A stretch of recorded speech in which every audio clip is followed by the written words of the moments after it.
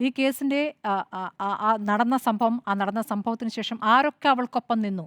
ആരൊക്കെ അവൾക്കെതിരെ നിന്നു എന്നുള്ളതാണല്ലോ. ആ രൂപത്തിലാണ് കേരളത്തിൽ ചർച്ചയുണ്ടായിട്ടുള്ളത്. അവൾക്കൊപ്പം നിന്നവർ എന്നുള്ളത് ഇപ്പോൾ നമ്മുടെ കൂടെ ഇല്ലാത്ത പി.ടി. തോമസ് എം.എൽ.എ അന്നെടുത്ത നിലപാട് അത് വളരെ പ്രധാനമാണ്. അന്ന് ലാൽ എന്ന സംവിധായകന്റെ വീട്ടിലേക്കാണ് ഈ നടി ആദ്യം ഓടിച്ചെല്ലുന്നത്. അവിടെ എത്തിയ ശേഷം അവിടെ എടുത്ത ആലോചനകൾ, അവിടെ പി.ടി. തോമസ് എടുത്ത നിലപാട്, അദ്ദേഹം പുറത്തു പറഞ്ഞ പ്രതികരണം, അതിൽ നിന്നാണ് കേസ് പുറത്തേക്ക് എത്തുന്നത്. ആ രൂപത്തിൽ ശക്തമായി അത് ഉന്നയിക്കപ്പെടുന്നത്.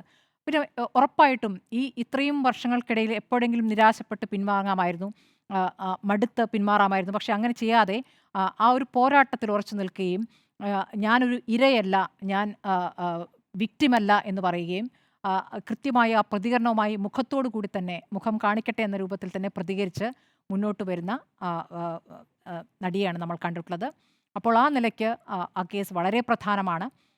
അതോടൊപ്പം തന്നെ ഈ 2017 ഫെബ്രുവരി 17 ആക്രമിക്കപ്പെട്ട ശേഷം നടന്ന സിനിമാ മേഖലയിലുണ്ടായ മാറ്റങ്ങളും അന്ന് അവൾക്കൊപ്പം നിൽക്കും എന്ന് കരുതിയ അല്ലെങ്കിൽ ആ സംഭവത്തിന് ശേഷം സിനിമാ മേഖലയിൽ എല്ലാവരും കൂടി ഒരു വൈകുന്നേരം ഒരു യോഗം ചേർന്നിരുന്നു. ആ യോഗത്തിൽ മഞ്ജു വാര്യർ നടത്തിയ പ്രതികരണം, ഇതൊരു ക്രിമിനൽ ഗൂഢാലോചനയാണ് ഈ ആക്രമണത്തിന് പിന്നിൽ എന്ന് പറഞ്ഞ ആ വാചകത്തിൽ നിന്നാണ് ആ രൂപത്തിലുള്ള അന്വേഷണത്തിലേക്ക് അത് പോകുന്നത്.